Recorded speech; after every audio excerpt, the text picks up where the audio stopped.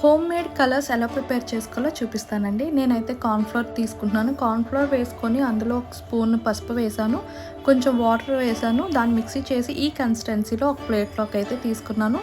Same process ఏ కలర్కైనా సరే. ఇప్పుడేమో కార్న్‌ఫ్లోర్లో మళ్ళీ పాలకూర వేసి కొంచెం వాటర్ వేసి మిక్సీ చేశాను. నెక్స్ట్ కార్న్‌ఫ్లోర్ తీసుకున్నాను, మళ్ళీ కుంకుమ పౌడర్ యాడ్ చేశాను, వాటర్ యాడ్ చేసి మళ్ళీ సేమ్ మిక్సీ చేశానండి. సేమ్ ఇదే కన్సిస్టెన్సీలోకి రాగానే ప్లేట్లలో వేసుకొని ఇవన్నీ నేను ఎండలో ఎండబెట్టాను అనమాట. అవి డ్రై అయిపోగానే వాటిని పౌడర్ చేసేసుకున్నాను. ఇలాగా కలర్స్ బీట్రూట్తో చేసుకోవచ్చు, క్యారెట్తో చేసుకోవచ్చు. ఏవైతే కలర్ వస్తాయో ఆ వెజిటేబుల్స్ ఏవైనా సరే మనం యూజ్ చేసుకోవచ్చు. చాలా హ్యాపీగా వాడుకోవచ్చు పిల్లలు కూడా. చాలా యూస్ఫుల్ టిప్ అనమాట. మీ ఇంట్లో పిల్లలు ఉంటే తప్పకుండా ట్రై చేయండి.